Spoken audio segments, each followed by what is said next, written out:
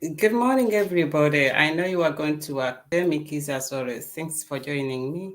I'm going to talk about unity. So share the video, like, make any comment, whatever you want. Nothing is too bad. Nothing is too big. Mwasuze mutya mwenna manyi nti mugenda kukola ngenda kwogera kwegatta okubeera owamu naye bw'oba oyagala vidiyo gigabanye bw'obeerawo n'ebirowoozo by'oteekawo byonna tewali kirungi tewali kibi n'olwekyo ngenda kuba nga njogera ku ekintu ky'okwegatta naye kansooke mpulirizeeko mukama wange ono always nga bulijjo nga n'abalala. It is time. The time is now. And we have entered the ring. I say we have entered the ring and we are not coming out.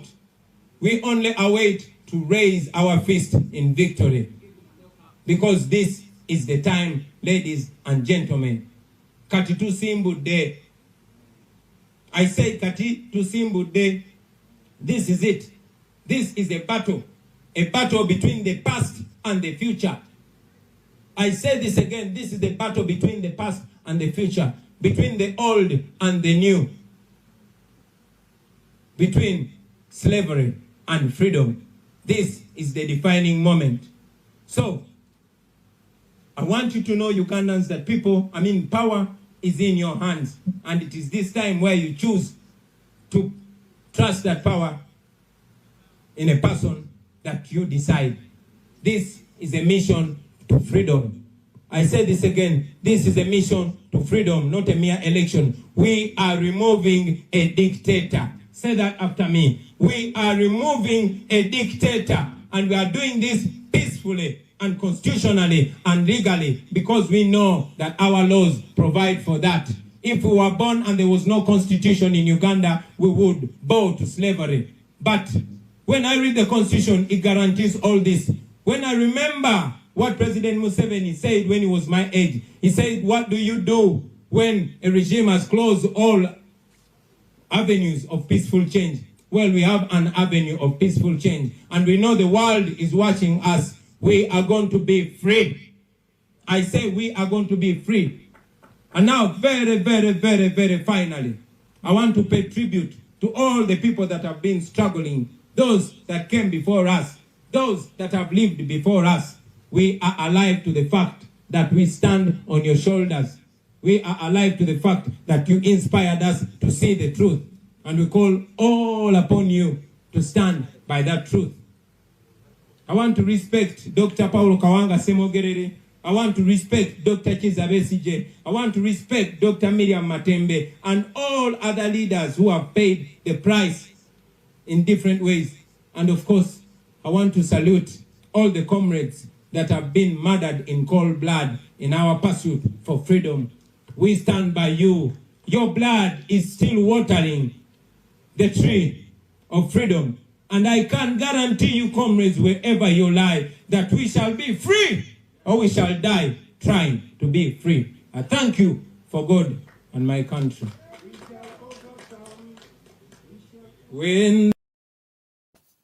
Morning, everybody who is listening. Thanks for joining me. The news I've got one new first one that is very good. We had Babi Kyagulanyi in the UK for her duties of her charity. So whoever is doubting, she was here for her charity. She's had that charity for over 8 years, and it's going on, and it's been going on very well. So for her to come to UK to raise awareness about issues of girl child in Uganda, that is very important, and it puts NUP on a good platform. Because we have Janet Museveni, the wife of the president. She's never been interested in issues affecting children in Uganda, and she's the Minister of Sports, because issues affecting girl child in Uganda is like they drop out of school. That's one. Second, there is abuse, all sorts of abuse that is big as we speak. A third of 1 million of Uganda teenagers, they are pregnant over the lockdown over 2 years. And then we have got children without parents. So there are so many issues, the problem they encounter when they go to school, the problem they encounter in the society, that we have got a gender inequality. So that is number one. Amawulire amalungi twakyaziza Bobi Wine. Abantu bangi bangamba nina okukyusamu nenjogera oluzungu n'oluganda. Mukyala Kyagulanyi alina ekintu kyeyagulawo ekyokulabirira abaana, naye abaana e Uganda basomoozeswa nnyo abawala, kubanga olw'okuba nti obuwangwa bwaffe abaana abawala bo bassa mabega, naye balina ebizibu byabwe, batugulumizibwa, babayisa bubi. Abaana kati 3,000 bali mbuto, naye mu myaka 2 we tubadde mu lockdown, ekyo ekintu kinene nnyo okubeera n'omukyala nga agenda nga mufumbo ng'ate baawe agenda okulembera ensi. Naye asingako Janet Museveni ali mukulu w'ebyenjigiriza naye tafaayo, naye kati ono tulina omukyala alina ensonga eya ggulugulu. Number 2, news. Abakyala 19 bafa buli lunaku, abaana 303 bafa, abantu 21 bafiira mu bubenje, abantu 21 bafiirwa mu kutulugunyizibwa. Nze ye ennamba sigivaako kwenfiira, ennamba eyo ekwata ku nsi, era olaba kati NRM batandika okubyogerako, naye tebajja kubanga tebasobola. 19 women die every day, 330 children die every day, 21 people they die in brutality, 21 people they die in accident. Nearly 600 Uganda loses people in avoidable circumstances. So news endala Jenina, NRM government, you've been a failure and you need to resign. I send my message to all the ministers of NRM, 83 ministers, you have to resign.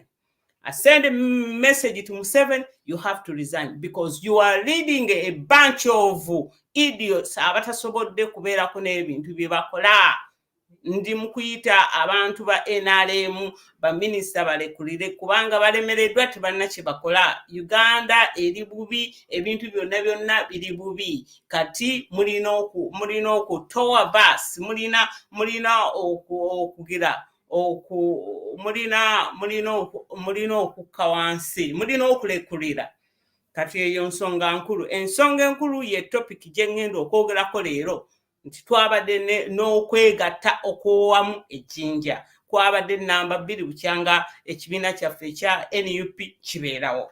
The main point I'm going to talk about is unity. I'm going to talk about how we can unite. We disagree, but we agree. National unity platform, togetherness. Until we get sense of those words, we shall never get there. Fellow Ugandans, unity is so important. When we are not united, we are delaying to overthrow a dictator. And when we are united, it costs us a lot. Personally, because me, Demi Kiza, I got different personality, I got different way, I see things, I come from another perspective, I've got my class, I've got my individuality, I've got my opinion. So is other people, 45 millions. They don't differ from me, because that is how God created a human being, not me, a human being. Twogera ku by'okwegatta. Ekyokwegatta kintu kikulu nnyo. Bwe tubanga tetutegedde titulina okwegatta, awo tugenda kulwawo okujjako nakyemalira. Okujjako nga twegasse, tugenda okubeera nakyemalira. Akakiripu ke mbadde mbazannyira, waliwo ekintu kyenjagala ate ndowooza abantu temukiraba. Ku endi Bobi Wine yagamba yeebaza abaasookawo. Ba Dr. Kiza Besigye, baani bonna agenza abamenya, naye mulowooza lwaki abamenya? Bw'obeera omukulembeze kyembaga nti Bobi Wine ali makkati, ebitinga bwe mbeera mbibabulira ebya political party, mu makkati, ku gwaddyo, ku gwa kkono, ogwaddyo ogusukkulumye, ogwa kkono ogusukkulumye, then ne tubeera ne ba radicals, ne tubeera ne ba rebels. Nja kubanga mbawa example. Kati Nina is a right winger. That is what she is. She's a right winger. Nina no tonkwata mass. Nze nkulabo, you were right winger. Kati tulina ebintu ebyo. Sometimes when we are talking about unity, we have got a president who is in the middle. That clip I played, the president ends up when he is acknowledging the past leaders, and it doesn't differ from his message of last week in Ginger Retreat. One of the things for me, I can talk about Bobby Wine. You talk your nonsense. I can tell you the man is consistent in his behavior, in his statements, political statement, non-political statement. All along, he has been consistent. Yakyogera mu lubereberye, and he has never moved. So Bobby Wine is a godsend. So we have to acknowledge that unit is going to cost us our pride. Unit is going to rob us of so many things. Kati, when you talk about unit, what used to unite people in the past was basic. That when there is divided people, you create a church. We had a religion. You can see somebody greeting somebody in their religious words, and he is very happy and will never be happy to greet with you. And so that is unity. Religion unites us. Culture unites us. Our lives unite. Our lifestyle, it will unite us. Nina atuse. Mkugambye Nina, you were right winger. Nzija n'abalala nja kujja ngamba mentioningako kubanga lomujja okutegeera ekintu kye ngamba. Kati unity is going to cost us our pride, our ego, our space. That Nina, that me, like me, a person like me, Demi Kiza, I'm gonna come and sit on Echoto Reloaded. I'm gonna be on JB Mwonge. I'm gonna be on Echoto YouTube. Whether they like me or not, that they have to compensate, they have to find a space for me. They have to tolerate. So we need tolerance when you talk about unity. When you talk about our president, he made a political speech. When I say political speech, I mean it. I know what is a political speech. I know what is not a political speech. So when we talk, he made a political speech. We are going to have code of conduct. Era ebintu byonna byebigenda binding us to be united. Unity, they don't say it. Unity is not about having the same ideas. Unity is about having one aim. Fellow Ugandans, we are going to unite in swallow. We are going to unite in grief. We are going to unite in happiness. We are going to unite with one aim. One aim. Mukisha muntu, take ebintu byo wansi. Kiza Besigye, take ebintu byo DP mwena. We have one aim is to oust a dictator. Now, most of the way I see, we ourselves will start by uniting. I'm telling you. There are so many things we differ. We have so much. I have the opinion. And in today's world, to unite people is so difficult. It's so difficult because everybody has got an opinion. The social media is there, and everybody has got opportunity to put their opinion out. And that is the biggest challenge to the leaders. So what used to be that unite people in their belief in church, in their culture, in their politics, in their gender, in their social class. Social class in developed countries is big and big and big. There are 5 social classes, and you have to know where you belong. I'm in 5 and they could bottom. So when we talk about unity, it's going to cost us a lot. Bana Uganda okwegatta kuno alala kugenda kukuba entumba, kugenda kuleetera ng'oziiza toziiza, kugenda kuleetera nga ddemi akutuddemu nga naye tomwagala, kugenda kuleeta abantu nga bali ku mikutu nga naye tobaagala. Naye ng'ekigenderwa kiri kimu, tulina okubeera nga twegasse. Edda okwegatta kyayanguwanga, wayitanga mu ddiini, n'oyita mu byobuwangwa, n'oyita mu naye kati tekikyasoboka olw'okuba nti waliwo kati emikutu mingi, abantu beeyogerera, ekintu ajja kiwandiika, ajja kukola live, ajja kitambuza, ajja kijanjawaza, tewakyali barrier. G20 yalinako, no, G7 yalinako conference zaali 3 ne ziremererwa to come up with a way to contain cyber world. Naye baalemererwa. You cannot control. Now you hear the new Meta. Is it better or Meta Facebook? Egenda kubeera nga controls tezisoboka era ono Dimwit Muhammad Nsereko amala biseera. So when we talk about all these things to unite, we have to unite. We have to organize ourselves. Things like a retreat. First of all, when you want to unite, you start with the leaders.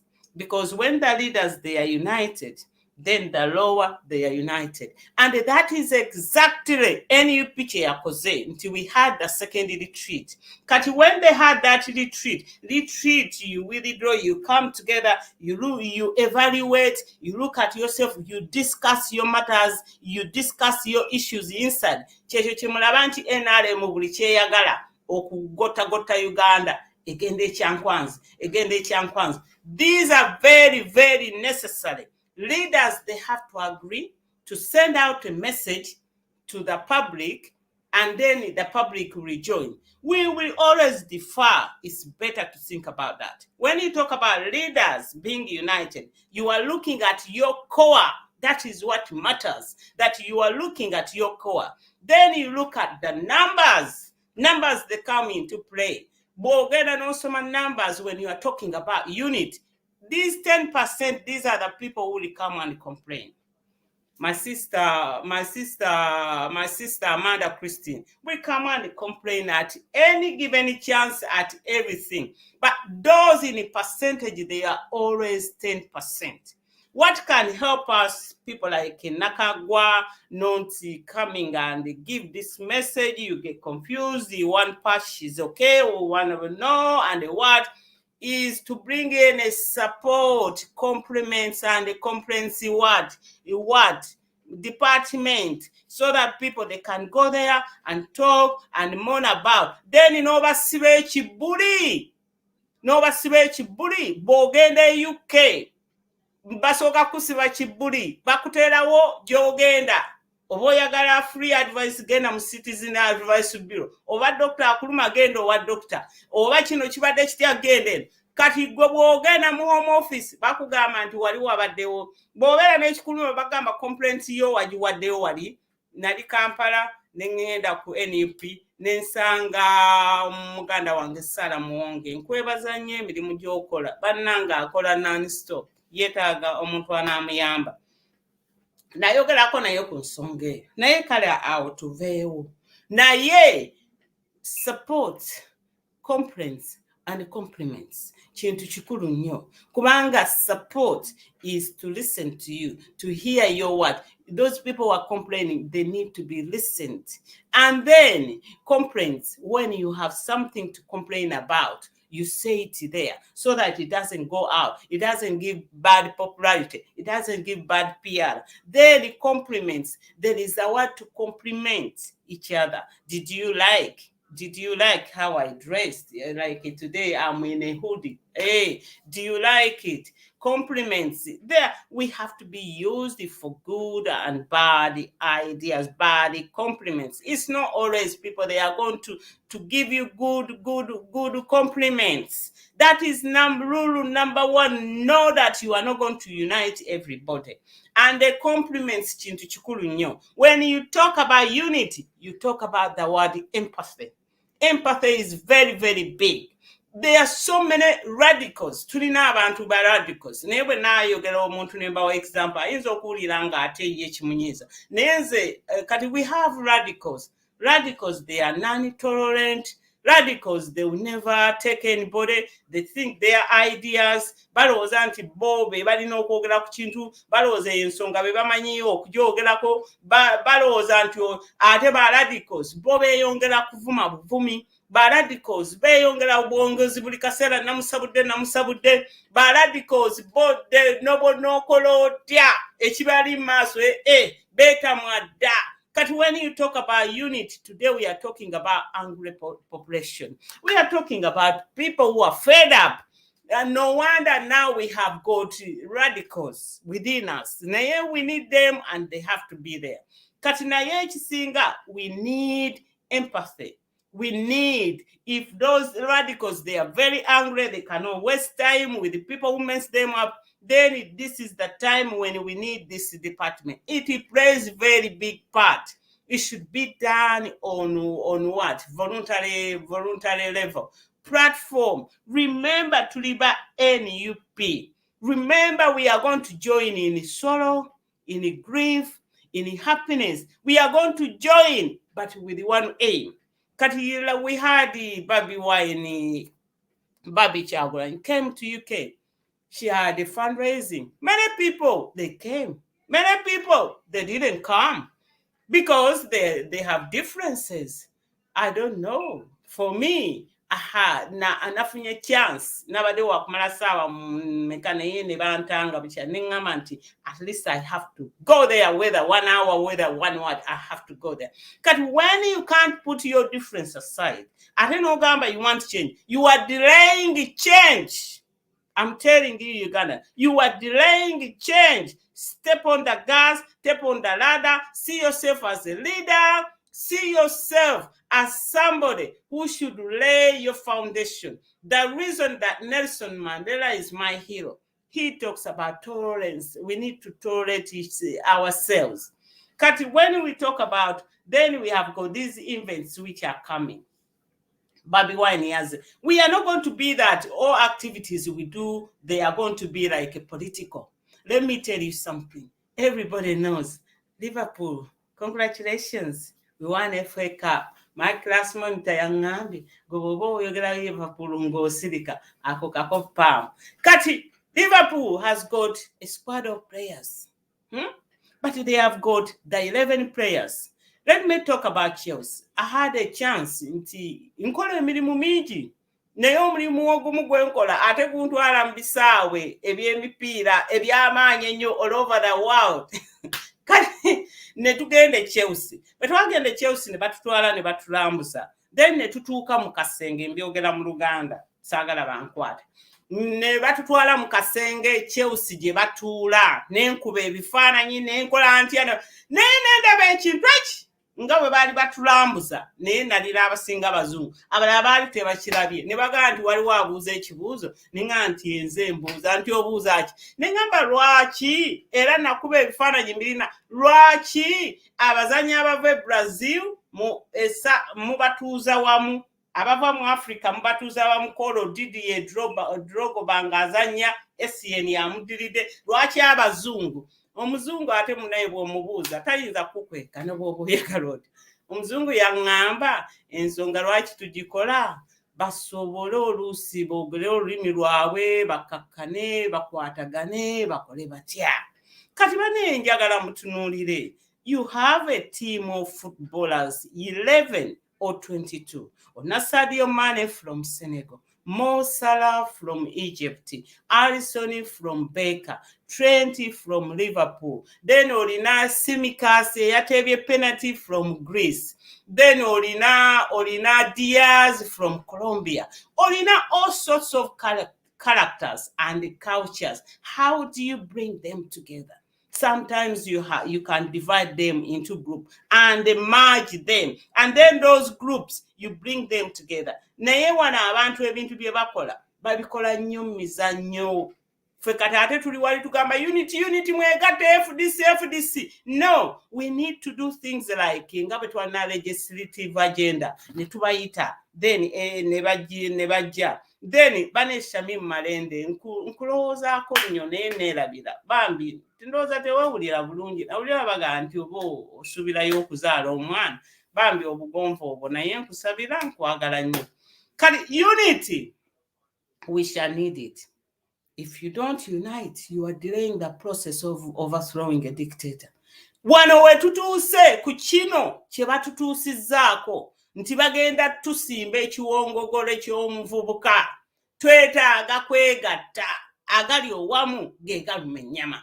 Twetaaga twegatte omulundi ogwo tuzibirize. Gamba nti nze Demi nva Lusaka lwa Mmese, Nina ava eri Kyakonda, baani Basewungu bava Kalungu, baani Bapamukawa bava eri Kyaggwe. tugambe ba Irene Davis, tugambe ba Masabo omwana w'Embale, tugambe Fred Lumbuye omwana w'Emityana, tugambe ba Pato oba Padava oyo simanyi, tugambe buli muntu yena. At this time we need to unite. We can't talk about the difference. We can't talk about the problems. We can't, as long as there is no way you are going to add on people if you don't unite, if you don't bury your differences. Nze njagala okubategeeza bajja kunzitira ku unity. Whenever I see that there is a chance to overthrow, I join that platform. I don't care whether people they like me or not. I don't care people they comment. I don't have time for that. Now, let us say no. Mulaba kati ekintu nga kibagira, say no to racism. Racism ky'ekintu ekigenda okusembayo okwegatta ku nsi kubanga ekyo tekirina ddagala. Naye they are trying to tackle that. Do you know what is happening now? Luli TV ne radio zabeerangawo nga tekubeerako baddugavu. Sky News ng'ekyo kive. Fox News ng'ekyo kive. Naye now anybody akola bu YouTube aleeta omuzungu n'omuddugavu, aleeta omuzungu n'omuddugavu, aleeta omuzungu n'omuddugavu. Kyova olaba that is a good gesture. Kyova olaba nti people like us in NUP, we are shown unit. We have got four deputies. Mugisha, Western. Mama Zedriga, Northern Uganda. Thank you for the work you are doing to Kunga in Amoro. Mathias Mfuga, Southern Uganda. Nambeshe, Eastern Uganda. That is a good gesture. That is what we call National Unity Platform. We National Unity Platform, we are going to fight poverty, disease, and the ignorance. Not our political opponent. Gwe bw'obanga onna time okugamba nti gundi omuteeke mu line. There is a way to put people into line. There is a way you need to speak to people. When I went to East London, I met and I went around and spoke to you people. Bane abantu mwebale nnyo those who abantu mwena mwangambye mundaba. Abantu mwena mwagaye mulaba video mwebale nnyo mwebalire ddala. Ne munneebaza nange mbeebaza okulaba mwebale nnyo mwebalire ddala. Naye unity waliwo ebintu bye twetaaga okukola. Byetwetaaga okukola. Twetaaga gyonna bagamba okuddamu ekigambo kiri hawo. Abantu okubabuulira twogere nnyo ku kigendererwa kyaffe. Twogere nnyo ku bigendererwa byaffe. Kyova olaba nti nze oluusi siva ku kintu kino sikiviirako ddala. Nti mbeera mbajjukiza nnyo nti NUP eno tuyimiriddewo ku ki? Ennyingo zaffe 5 nnyingo ki? Bintu ki bye twagala okukola? Bintu ki bye twagala okukyusa? Uganda eno twagala ebeera etya? Ebintu ebyo tulina okubiddamu birina tubeera off the head. Kati unity kintu kikulu nnyo. How we can unify ourselves? Tutandikire ku ffe. Until you put your differences down. Start thinking that bw'obanga you distance yourself, you are trying to overthrow a dictator. Kirowooze nti unity, you don't need to love me. Unity is not about opening up like small groups, WhatsApp group, ne manju, that is not unity. That is dividing. Kati bwe tubeere 10, ate n'okola WhatsApp group endala, nebeeramu 6, ate ffe abano tutaddewa. Ate tuba tulaba ebintu by'oba okola, tuba tulaba nti waliyo group. Kati what is that? We need to be tolerant. We need to stand up and say, okay, we are going to unite. Okay, we are different. We are different. Me, Demi, I'm different. I'm different in Berambagamba. I'm dimensional. I'm sort of, that is how my dad brought me up. Today, togenda kumusanga nti ndi radical like no. Olwaleero njogera kuwe politics, ogenda kunsanga ndi kuwolira, ogenda kunsanga ndi kumpiira, ogenda kunsanga ndi mu ndongo gikupa, ogenda kunsanga mu bya family, ogenda kunsanga wa buli wamu, wherever my feelings there, I'll go there. I cannot be contained in one place. But we have to be tolerant to people. How are those people? We have to know. We have to look at our public. We have to be tolerant to each other. We have to harmonize.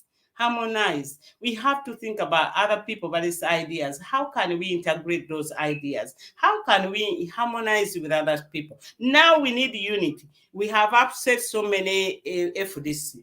First of all, we have taken away their what? they are MPs, we are taking away their position as leader of opposition, they are never going to be happy. However, how are we going to harmonize? Kyovola anti our president is sending signals to them, is always welcoming them. Yatuwoninze temuddayo kuvuma mmwe. Abantu mwepanka nnyo, nange munyiiza nnyo. Nze abantu banyiiza naye ne ŋŋamba twetaaga change. Gwe yogera, nze nfundako waffe okwogera okusinga owa NRM. Gwe yogera oba ovuma half an hour, bw'onoyogerayo ebibiri kale. Nze omuntu agenda n'ayomba n'embeera nga baba ne kapointi kadde headline watuwadde headline yogera awo naawo olabira nti ate awo mu miransanafu yaamira breaking news kati eyi agiyita sad news. Miransanafu kyusaamu katayita ako tekasobola kubeera sad news otatayi. Miransanafu tomumirirako gwe ensanafu gwe mu miransanafu, naye omanyi nti mbaagala nnyo kaakati buli muntu yenna yenna amwagala.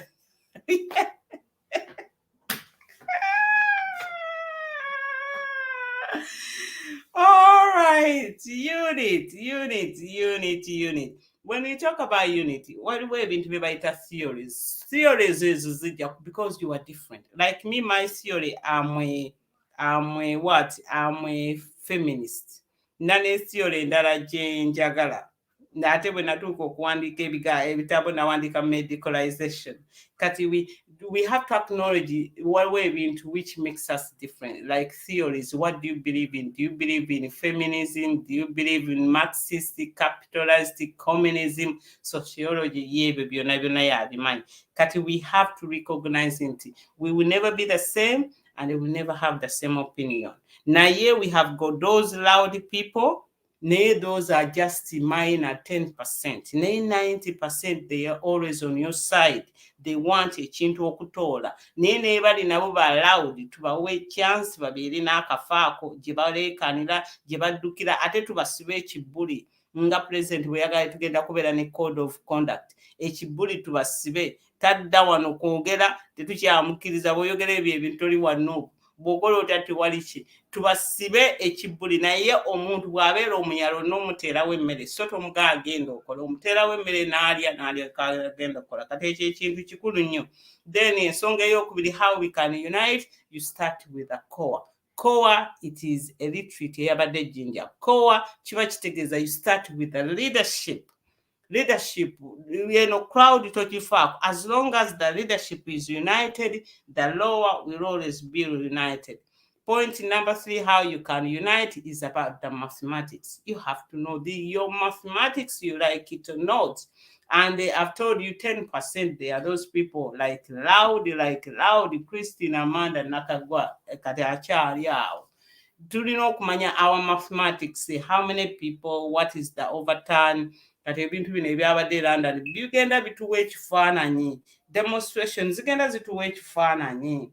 Ebintu ebyo mathematics nabagamba, when you have like a strategist bakolera nnyo ku mathematics, bring them the numbers, then they will come up with a strategy. Point number 4, always focus on what you agree on. What we agree on is to remove a dictator. That is that we need to invite this FDC. We need to invite the DP. We need to get everybody on board. We need to invite this DP. Naye twewale nnyo lack of empathy. Lack of empathy pushes people away. Lack of empathy, kyovola anti abantu nga Lukwago Mayor. He ended up going in the FDC. Lukwago Mayor ye yali number 1 DP member. Nga ne kadi agirine number yeri 001. Naye Lord Mayor yali far right. Teyali right yeka, yali far right. Ng'aganira ddala ku byasomye mu bitabo, takyusaamu, takimulungula. That time Mao wanted them to negotiate, but Lord Mayor was far on the right. Nga takkiriza. Kati unity ejja tuyamba nnyo bannange. Then point number 10, always explain how. Mbeera mbagamba, you have to explain how. You point number 4, always focus on what you all agree on. We agree to oust a dictator.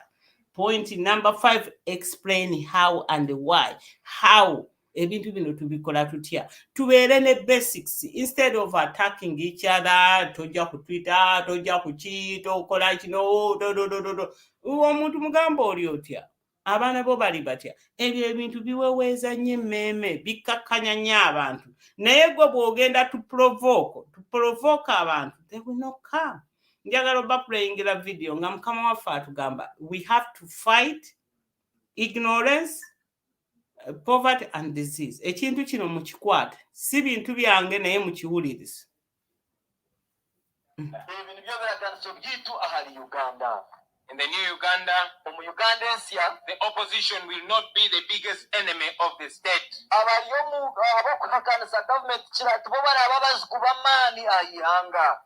Instead, we shall be turning our guns to poverty, disease, and ignorance. We shall not turn our guns to our citizens for disagreeing with us. Shall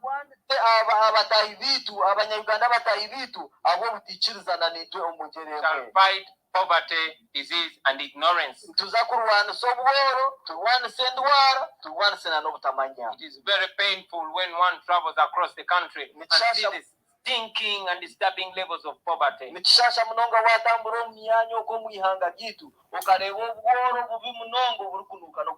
That must change. Tuza kulwanyisa obworo, obutinti n'obuki. Awo wenkome nange, awo nange negasseeko. Tuza kulwanyisa obuhoro n'obulwadde n'obutiiti, tujja kulwanyisa obwavu n'endwadde neki. Tulina okwegatta, tetugenda kulwanyisa ffe abantu betwawukanako. Bwe tubanga tulina aba MP 56, it's our duty to compensate that number, and it's our duty to mobilize, tugende tukunge tufune abantu abalala. Tulabe nti mu parliament bwe baleeta ekiteeso kya muhoozi, enamba eya NUP nga NRM tegiyitako kufuna 2/3. Bwe tulina ogwo ebintu politics bwe tulina omuzanya, tudduke bano bonna mmwe be muvuma, be mutabukira, bwe mugamba namukubya, tewali kyogenda ku tebituyamba. Tubalekewo. Nze ndi muzadde, nina abaana, buli mwana wanjawulo nnyo.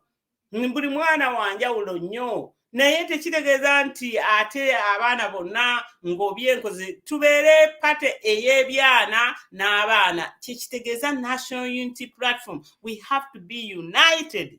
Bwe tunaaba nga twagala okuggyako Nakyemalira. Nakyemalira ajja tulemerako kubanga tetwegasse. Nakyemalira ajja tulemerako kubanga bannaffe abalala tetukkiriza nabo tubagoba. Nakyemalira ajja tulemerako kubanga bannaffe abalala tugamba mugende eri. Nakyemalira ajja kugaanirako nga twetemyetemye. Nakyemalira ajja kugaanirako ng'onakuwala, nga gwe buli kaseera onakuwala. Nakyemalira, dictator won't go when you sulk.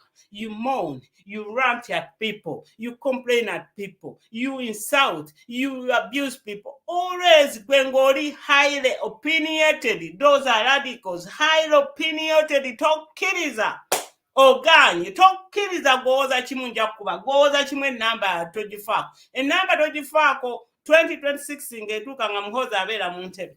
Olw'okuba nti NRM yabadde ne members of parliament abakola 2/3 okuyisa ekiteeso ekyo. Tulina okufuna bammemba kati ekisinga byonna Bannayuganda tukunge. Bannayuganda tukunge. Let us mobilize. Naye ekisinga obukulu tusooke twetunuulire ffe. Bw'onooba nga gwe teweetereezezza mu bongo n'okimanya, abantu bonna ensi ezikulaakulanye zikimanya. Pate erimu ebiti 5, 6, 7 yagala toyagala. Abantu bakola retreat. Why are they doing retreat? Is to look, to evaluate, to improve, to discuss inner issues, to bring people together, to make up. These are retreats. Tetulina sente, tunafuna giveaway, day out, tunafuna abantu. No, we don't have it. Let us have a common language. Let us say hello to each other. Let us say thank you. Let you share, please share and share and share. Genda nze wange nze nasina page na profile. I'm always sharing as soon as I see somebody. I share. I'd rather somebody will watch something to do with the NUP. Obagalo complaining. Nay, as we stand for today, We can disagree to agree. That's no.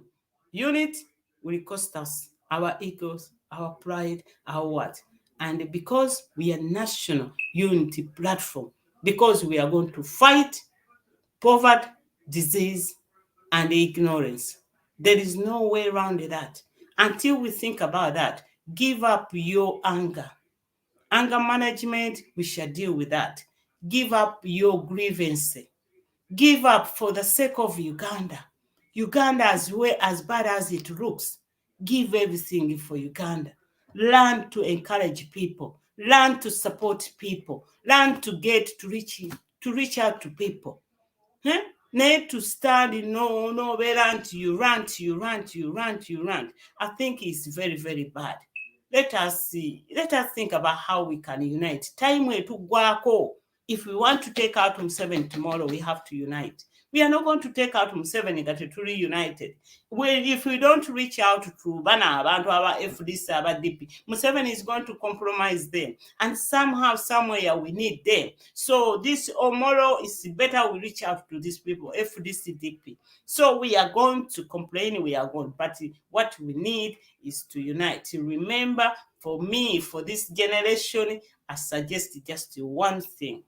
Support, complaints, and what? And the compliments department. Once we set that one up, then we know nti Nakagwa ajja kubeera ng'eyo. Nakagwa tumwetaaga ajja kubeera ng'eyo ng'ebintu bye eventually ajja kgenda akwatagana, ajja kgenda avaayo. Ate tewali kitujja ku Nakagwa. Omuntu ayogera kujjako Museveni. Nze sirina ne bwe mmwejjako. Ate ngende neteeke ku Bajjo, ngende neteeke ku Gashumba. Tekisoboka nowe. Bane bakuserera mukuko kati oyombesa gundi.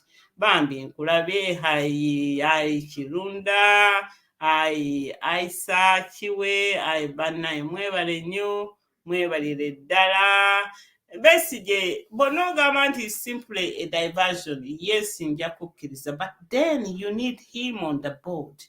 You have to think about your strategy. How are you going to bring? Waki mulowooza nti Bobi Wine yeesibye ku kintu ekyo? Waki mulowooza nti ku retreat of all the main points Bobi Wine yagambye mulekerawo okuvuma aba opposition? Why? Why do you think? Why do you think Bobi Wine ekigambo ekyo akyogera nnyo? United Forces of Change. Lwaki mukirowooza nti akyogera nnyo? Goboba ng'ogamba nti is a diversion. Diversion nze anyway ebigambo ndwawo nnyo okubitegeera. Naye ngenda mbitegeera mpola. No one can divert you as long as you don't want. No one can divert you. Okujjako nga naawe gw'oyagadde. Ky'oliko okimanyi obeera diverted yotya. Amatu mmwe kye muliko mulowooza nti mujja kukera muwulire NUP. Tujja kuwuliriza n'ebintu ebirala. Then we make sense of that. Enjawulo eriwo nti abantu ababiwuliza ne batamakinga sense. Kati tulina ab'emmeeme entono nga bo tebaagala kuwulira kintu kirala. Naye ate nze mbasaasidde. Ate then you are going to wake up nga olaba ekintu ky'otayagala kwogerako. I think I'd rather talk about something. I watched a video yesterday by Fahad in Subuga. Era naye n'akyogerako nti abalala mu ebintu temwagala twogere ku bintu bya Muhoozi mulowooza diversion. Kati ekintu kyekyo kiri mu ddeeyo. Kati gwe gaana okukyogerako nga ye NRM ekizimba. Gaana okukyogerako bakireete mu parliament. Gaana okukyogerako isi approving. Ng'ate bw'okyogerako ennamba eri gye mbagambye of unity. Ennamba baba bagibala abantu bameka nga there is a uproar. There is a national uproar ng'egamba not to Muhoozi. Njagala okubabuulira nti kati tulina news zeneerabidde okubagamba. Last week, amawulire 4 gayogedde ku nsonga za Uganda ku succession in any format naye negative about that. The Times, the Telegraph, the Guardian, oba mawulire kyamalala gayogedde ebintu ebyo kirange nambi postinga kintu kikulu nnyo ekyo kizze lwakuba nti mukama waffe yali Switzerland. Akadaala ke yayimirirako kati awo kakuba akajibwe pu kati awo amawulire baba inviting okujja okwogera ku human rights abuses o Uganda. Luli babadde babimanyi nga tebasobola bikubako nga mwebuuza lwaki. Naye kati Bobi Wine bwe yagenda e Geneva kati that was endorsement, that was opening up a door. Era mujja kuwulira amawulire mangi ne New York Times naye yakubye era kubya Succession ate nga boogera how brutal Muhoozi is, how bad he is. Kati ebintu ebyo betulina okupostinga again and again, abo ba advisors ba Muhoozi babisome babirabe nti ensi kati ebeetoolodde naye ebeetoolodde lwa kintu eki nti ennaku z'omwezi nga 6 April Bobi Wine yali Geneva ng'ayogera ku human rights human rights convention e Geneva. Kati everybody took note. Kati abalowooza nti that gundi was not productive, it was productive. Now as you can see, every paper batandise okukuba ebya Uganda ebya human rights. Luli tubadde tukaaba nti tebatukuba amawulire tebabyogerako. Now go and read. The significance is there why Bobi Wine was in Geneva. Since he has been there, it has been like endorsement. Now the media, they used to know what was happening in Uganda, but they were never going to report against that. But however, when Bobi Wine was presented to them in Geneva Summit, 14th Summit, Geneva Human Rights, that was endorsement. Now all the papers, they have started writing all those stories about Uganda, the gross violation of human rights. So far last week, we had the New York Times, we had the Independent of UK, we have Telegraph of UK, we had Guardian of UK. They were talking about negatively about Muhoozi becoming a president of Uganda, how the dictator wants to replace his son for himself. So we have seen it. So many dictators, they do it. So many dictators, they try. Many they fail. But your uproar, if you what? If you at all, you talk about it, international is going to feed on that. International media, they want to hear us, that they are talking about us. So how comes we don't respond? Imagine, international media now, they have come. Tebajja kujja gwe nga bw'oyagala negenda osome stories mbadde nzipostinga ate mugenda n'okusoma endala nina ndowooza agenda kujja agibagambe ate yeesesa gye baakubye ate ye eri malidaadi nina gundi nkwetaaga gundi eyo jangu ogyogereko mugenda kugisoma kati batandise okusomola mu 7 kati you who thought that good it was a miss Bobi Wine to go Geneva gwe sirika gwe beera muzaala total politics fe tuleka abali mu politics ono gwe beera wali muzaala toto nalwawo nnyo okukimanya ekigambo zaala toto naye kati manye okukikozesa zaala toto politics kubanga bwe nawulira comments ze yakola ku mufumbirwa nentegera ye ndowooza ye y'abannayuganda bulijjo bwe bali bwe bavunula nentegera nti oyo yezaala total politics kati bwe muyita waliwo bempita ba yellow card abo buli kaseera caution buli kimu kyonna jambe tetwaga ebintu let us calm down. Okay, my final message, Babi Itungo Kyagulanyi, thank you for your time you gave. Thank you for your dedication. It is not politics. You started it this long time. You talked about the issues of challenging girl child in Uganda. Thank you for all your energy, for your effort. Thank you for coming to UK. And thank you when you go back. And I wish you all the best. You did very well. Never be put down. Whatever you are doing, we take into consideration and we acknowledge that very, very big. Whatever went right, thank God. Whatever didn't go right, it's okay. But we shall improve again and again. But never give up. I know that is in your heart and you are doing a very, very big job in Uganda on the ground. God bless you so much. And that gives me energy that I stand up as NUP, that the president is political, his wife is into voluntary. So what else can I say? Is a big comparison. Go back in Demic. You will see one of the video I made when I compared Babi Kyagulanyi and Janet Museveni, and I compared her charity. So that charity is not political. Abantu ababirowoza is never political. Thank you so much. Kunga. Love each other. Restrain yourself from dividing. but also compromise. Take everybody as they are, but concentrate on one issue, is to take out a monster, a dictator, and his colonies, and his what, Bachwezi succession, and his what, dynasty. So we need to unite. And if you unite, empologoma tujja gitwala nga terinya people power, our power, NUP everywhere, everywhere, NUP. Salute. Musiba bulungi. Thank you very much for joining me. Thank you very much for your comments. Mukama abakuume bannange.